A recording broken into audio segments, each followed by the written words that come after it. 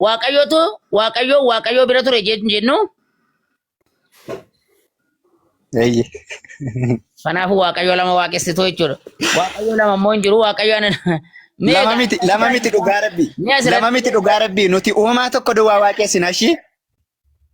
Taada waaqayyo wal bira ture dubbataara Yohaannis ko sanuma yummoo Yohaannis jechati naaf fidde. Yesuus gaaffiin keenya silaa hojii ergamtoota boqonnaa 22 lakkoofsa 8 irratti eenyuuti jennaan ana Yesuus nama Naazreetii jedhe miti Phaawulos. Maannoo Yesuus? Eeyyen. Ana nama Naazreet afaan isaati jedhe. Ana waaqayyo iddoo kamitti jedhen siin jedhe malee kan Yohaannis irraa haasa'e miti silumaa kanan si gaafadhe beekaan si wajjin haasa'e malee. Gaaffii kootiif deebiin ta'u kun maaliif jennaan jechi kun jecha Yesuus miti jecha Yohaannis malee. Inni sun garuu wangeela Yohaannis boqonnaa 8 lakkoofsa 40 irratti ani dhugicha isa waaqayyo irraa dhaga'u sana fidee isiniin geera ho'aa isiniin jedhe. Isin garuu ana nama barbaaddu nama ta'uu isaa mirkaneessee dubbate. Gaafa Phaawulos eenyuuti yaa gooftaa jedhuun ana Yesuus nama Naazreetii jedheen Yesuus. Kanaafuu namuufiin jechuu irratti afaan isaatii kan bahe ragaa qabna. Akkasuma afaan isaatii bahee Yesuus ani waaqayyo ofiin jedheeraayi. Yesuus afaan isaadhaan jedheeralleedha. Eessatti? Koppilinkiin naabinaa jara keenya baarakallahu fiikum. Wallahi na gammachiistanii koppilinkii gootanii kan namoota baay'ee warra dura baan jedhee warningiin jiru irra hin jiru irraan kaane kan koo garuu har'aan irraa ka'e. Baarakallahu fiikum. Rabbiin sin irraa jaalatu. Wallahi.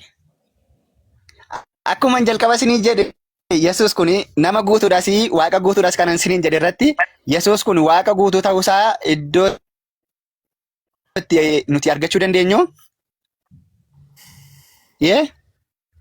Eshi. Yesuus Kiristoos kun akka namaatti akka namni gaafa namni tokko dhalachuuf jedhu dhiira tokkodhaaf dhalaan tokko akka ta'anii walitti ta'anii achi booddee namni gidduu isaaniitii hin dhalata. Inni kun nama jedhama.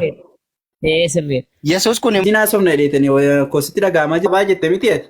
Eeyyeen akkasidha. Namni dhiiraaf dubartii gidduudhaa yoo hin argamne nama hin jedhamu. Akkamitti nama jedhama ree amma ammaatti namni akkasittiidhaan kan dhalate jira tuu dhiiraaf dubartii walitti hin bu'iin namni dhalatu jira. Addaam nama hin jedhamu reem. Addaami kun immoo Addaam irraa illee isaa dhalate Yesuus Maariyaam irraa dhalate Maariyaam durbarraatti dhalate. Addaam dhiiraa fi dubartii gidduudha argame. Addaam waaqatu uume isa jalqaba waaqatu uume. Lakki addaam dhiiraaf dubartii gidduudha argame moo dhiira malees dubartii malees argame.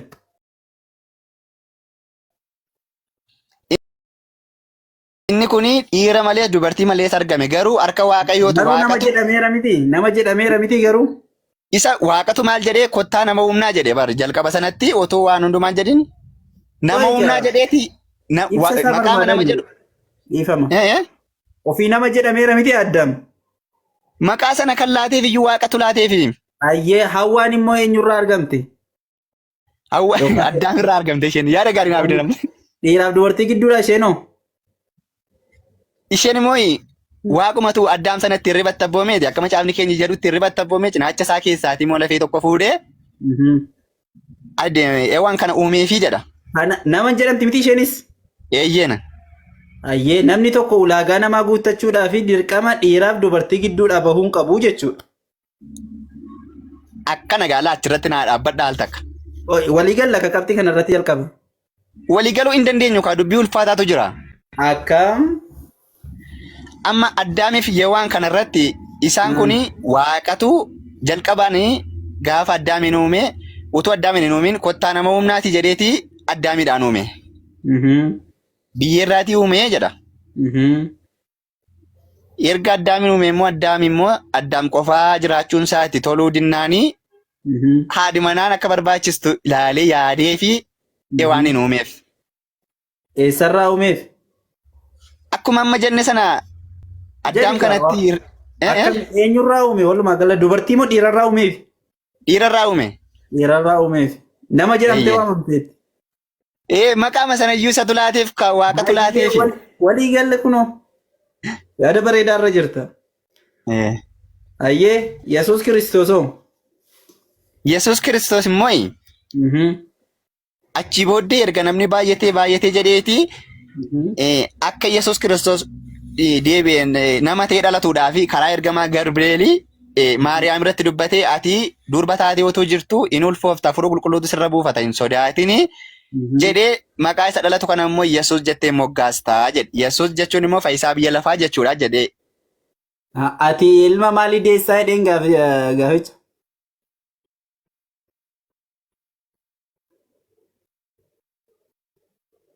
Sanyii ko akkuma atuu sila kaastee jette rabbiin biyyee irraa nama tokko malee dhiiras dubartiis malee biyyee irraa nama godhee isa uume. Ergasii nama jalqabaa jedhee isa waame. Otoo biyyee Aadam irraa uumame jiru biyyeen sun hin dhumne bar. Osoo biyyeemti sun jiru dandeettii isaa agarsiisuudhaaf cinaacha isaarraa dhiirarraa dubartii uumeefi. Akkuma isa biyyee irraa uume sana bar ofii isaatii akkuma isa biyyee irraa uume haadha manaas biyyee irraa uumee fi kun immoo haadha manaa keetii jedhee wal bira kaa'ee isaanirraa nama oomishuu hin danda'a ture rabbiin isaan lamaan gidduudha. Garuu rabbiin badii al-khalq uumama keessatti ogummaa adda addaa agarsiisa waan ta'eef dhiiruma sanarraa dubartii uume dhiirarraa dubartii uumeef dubartii uumeefi ka'ee sana booda ilmaan jiru namni jiru guutuun dhiiraa fi dubartii gidduudhaa dhiiraaf dubartii gidduudhaa argamee jechuudha akkuma koof akkasii. Ammas dandeettii isaa agarsiisuudhaaf rabbiin maal godhee Yesuus Kiristoos irra immoo gaafa gahee jedhu dubartii qofaarraa akkuma abbaa keenya dhiiras malee dubartiis malee isa uume isa immoo dubartii qofaarraa osoo isheen dhiiraan waliin ga'iin ishee uume. Hinumaayyuu dubartiin sun yookaan Maariyaam gaafa sana anoo ammayyuu durbaa walam yamsasnii basharun walam aku baghiyyaa jedhu takka dhiiraan wal gaheen beeku heerumee nama immoo bakkeettis ejjitu wayii miti akkamittiin ilmoo argachuu danda'a jetti. Macaafuma wangeela Luqaas boqonnaa tokko lakkoofsa 23 kaasee 33 kaastee yoo dubbiste immoo achirratti maatti anoo ammayyuu durbaa akkamittiin mucaa argadhaa gaafa ergamichi dhufee itti mee mucaa argadhette gaafa isheen gaafattu wangeela Luqaas boqonnaa tokko lakkoofsa 37 irratti maal jedhaanii Waaqayyo gooftaa keetiif wanti hin danda'amne tokkoyyuu hin jiru jedhee deebiseef. Wanti waaqaaf danda'amne hin jiru jedheen. Waaqni dubartii qofaarraa osooti dhiiraan walii hin ga'iin sirraa uumuu hin danda'a jedhee deebiseef. Ati hin deessaa ilmoo dhiiraa sin argattaa maqaasaas Yesuus jettee moggaastaa ilmoo dhiiraa argattaa jedheeni malee Waaqayyo argattaa yookaan gooftaa argatta iyyuu hin jenne. Akkaataa uumama isaa keessatti Yesuus Kiristoos haadha qofaa irraa rabbiin dandeettii isaatiin isa uume malee namni namummaan isaa kan itti mirkanaa'u dirqama dhiiraa fi dubartii gidduudha argamuu qaba jechuun jechuudha akka xiqqaatti sila kaasirra. Namni dhiiraaf dubartii gidduudhaallee osoo hin argamin nama jedhamee waamama. Fakkeenyi kanaa tokko Aadamidha, tokko Hawwaadha, tokko Yesuus Kiristoosidha. Sadan isaaniiyyuu bifa adda addaatiin uumaman. Anaafatii fi namoonni kaan immoo abbaaf haadha gidduurraa yookaan dhiiraaf dubartii gidduurraa argamne jechuudha. Kana fakkaata kanatti yoo gaaffii qabaatte itti fufuu dandeessa. Maal cimsitanii haasoftu kan akkamitti gaaffisiin itti kaasna? Namni dhuguma haasa'u maannoo otoo waaqaa maannoo dhiiraaf dhalaan ol biran ga'iin namni uumamuu ni danda'a kan jedhu irratti dhuguma ni danda'a. Karaa isaa hundumaa natti himtan sadansaayyu jechuudha.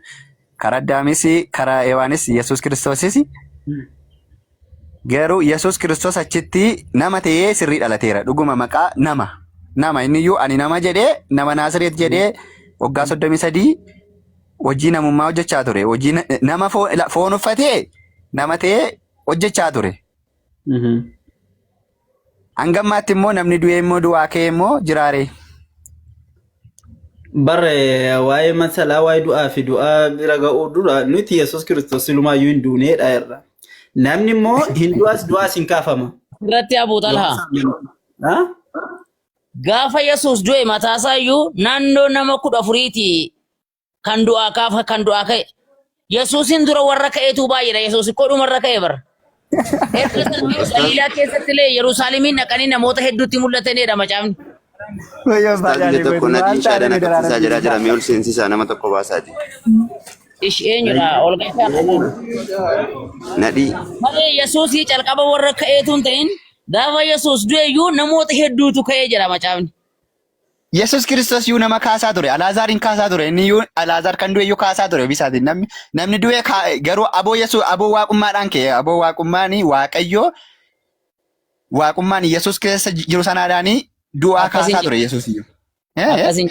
Akkasiin jedhu. Yesuus ofiisa Yesuus Alaazaariin kaasuusaa namni si falmu hin jiru. Si galee? Eeyyeen. Kana dhiisi kana daran dubbateera quraana irratti wanti dubbatame waa'een isaa kana darani macaafni amma quraanaan ibsine. Kana dhiisi.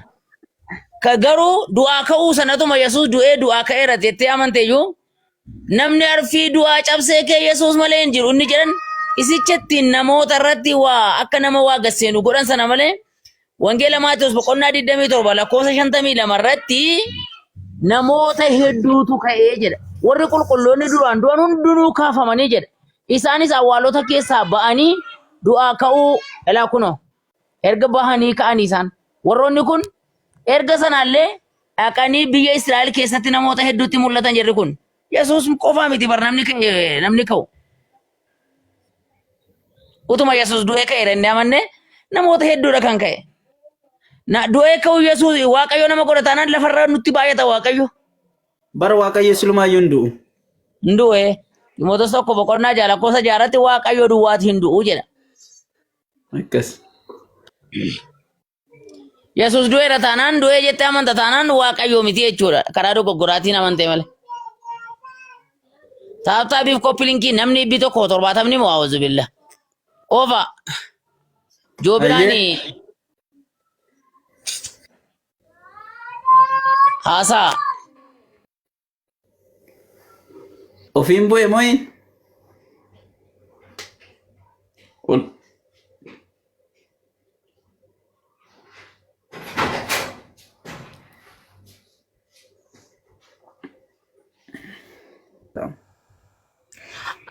An gaafii takka lamaan isin gaafachuuf fedhe dhiifama wajjin gaafuma laaftuudha. Ayyee ati musliima moo akkam? Musliima. Maqaa keetu karaa biraarra. Sa'aatii 4 keessa hanga sa'aatii 5 ni dandeenya salaatu. Hanga saa 5tti hayyee salaatul layli yoo hanga yeroo takka takka za'a Yeroo amma sa'aatii 5 siin jedhu kana akka biyya Itoophiyaa keessatti siin jechaa jira. Naannoo kaanitti yeroo sa'aatii 5 fagaachuu danda'a guyyaan. Hayyaan Itoophiyumaan jira. Salaatul layli hanga za'a yeroo takka takka za'a kudhan dammaqa akkana za'a kudha yoo dammaqe dhiisuun ture za'a kudhan irratti yoo garuu za'a 7-8 akkanarra yoo dammaqe salaatuun ture. Za'a kurnan sanirratti salaattee kaatee giftii biyya. Ishaa salaattee kaatee amma sa'aatii 11tti sagaduu dandeessa. Sa'aatii 11 kan Itoophiyaa jechuudha. Hanga za'a maashaallah. Alhamdulillah akkas ta'an. Jira wanta akkas godhaa jedhu. Jechuun wanta akka sana jedhumo. Jechuun qaama kee guutuu masqalii godhattaa jechuudha waan biraa miti. Masqalii jechuun Godhadhaa waan jedhu qaama kee guutuu masqalii godhadhu akkas akkasiin kallattii 4 agarsiisi jedhi waan jedhu jiraan jedhe macaafarra. Jechuun maqaa abbaa maqaa ilmaa fuula qulqulluu sada waaqa tokkichaa amin jechuudha waan biraa miti. Jira macaafarra jiraan jedhe manammaa macaafarra hin jiru miti hin ta'e. Dhumarra akkas goote jettu sun macaafarratti godha mana beeta kiristaanii bira yeroo geessan kan jedhu jira macaafarra. Amma fakkeenyaas yoo du'aayii gootanii harkaan wayii agarsiistu isaa walala. Nu akka nabiyyoonni godhe akka nabi Muhammad godhe akka hundumti isaanii godhan ergamtoonni godhan godhan waan lafarraa fuunee goonuu hin qabnu. Akkuma godhaa jedhe Yesuus mata akkas Yesuus akka jennaan rakkoo hin qabu. Illee lafarraa fuunee miti abbaa caali. Abbaa caali. Ni macaafarraati. Illee lafarraa fuunee miti. Amma la appiin isaa kun na bira jira. Ardi koppiin softi koppiin hundoo na bira ni jira macaafni. Meeddoo kamitti akka jedha. Abbaa caali. Indee qiddaasee isaatii qiddaasee beeka kiristaanaa dhagaa qiddaaseen mana amantaa kiristaanaa keessatti dirqama. Akka itti dhattu nan beeka garuu macaafni dhaqaa ni jedha. Masaafni moo? Manni amantaa kiristaanaa fakkeenya malee hojjedha abbaa caali. Bakka kanattis ragaa qabdu lama. Lama. Akkasini. Ayyee ragaan qaba malee matsaafarra jira. Masqaliidha. Keessi teerooftan masqalii godhaati dhungadhaa akkas godhaa kan jedhu ni jira macaafarra. Ayyee amma fakkeenya luboota jechuun abboota amantaa jechuun luboota isaanitti eenyu keessanii maddaa jedha. Isaan isiniif haa kadhatanii wanti isaan isiniif kadhatanii isiniif ni ta'a jedha. Ani waa'ee kadhaa siin jedheera masqalii yeroo inni laas akkas gabfuudhaan goote. Akka isa godhan sana macaafarra akkas godhaa isiniin jedhamoo maali eessaa fiddani? Wangeeluma nu dhungachiisu maali abboota amantaas masqaliinis immoo kan waaqayyoon itti nuuf dhiiga isaa kennu naqeedha waan biraa miti. Ragaa tokko lama sadii hin qabdu ragaa lama. Nan qaba abbaa caalii amma macaafarraa siifan baasan diinii hammaaf jechuun irra waa'ee masqalii. Kanaafuu amantii feenetii amantu hundisaa ragaan qabu. Wanti isheen hojjettu ragaan qabu. Wanti isheen dubbattu ragaan qabu. Taali kootu gara islaamummaatti gara amantii dhaloota amantii ati irratti dhalatteetti addee biidee fi warra ragaan qabne keessaa hin burjaajiin. Masqalii namni birrii irraa toshoo barbaade maannoo laameeraa irraa hojjetamuu danda'a. Aja waa birruma irraa bitiin haa hergimeesuma bitiin haa hergan nan barbaada. Yookiin zambaabaa irraa hojjetamuu danda'a. Ka zambaabaa maasiraatti hin chilaalle. Zambaabaan illee fakkeenya qaba. Fakkeenya qaba zambaabaan hundi isaatu fakkeenya qaba. Kan hundaa irrayyuu wanta ishi zambaabaa asitti raddaa kan jedhu jira macaafarra waggaan. Zambaabaa fakkeenyaa nuti masqalii goonee waan hundaaf kan hidhannu gaafa waaqayyoon qaban iddoonni kan zambaabaa kukkutatanii fuula waaqayyoo dura deemanii isaan. Amma fakkeenyaaf kiristaanni utuu masqalii keessin kaafuudhaan dhungatiin lubar kaafuudhaan dhungatiin darbe kiristaanni ni jedhama. Masqalii si dhungachiisee darbuun dirqama kan abboota luba jechuun ikkoo waaqayyoon nuuf kenne baare abboota amantaati. Dirqama taanaan dirqama iddoo jiru qabda macaafarraa. Jechuun abboota amantii isiniif yoo kadhatan isiniif ni dhiifamaa jedha. Abboota amantii jechuun mucaa kana feenetii kana yaa waaqayyo naa guddisii bakka muraada ishee bakka yaada isheetiin naa gahi. Mana gaariitti naa ijaari isa boriitti isa asittis akka jechuun kadhannaadha. Masqalii akkasii kana isa harkaa fuutee dhungachuun ikkoo kadhannaadha. Masqalii jechuun isaan ikkoo aangoon kennameef ikkoo lubootaaf. Kana Waaqa bira. Abu Talha Ameen.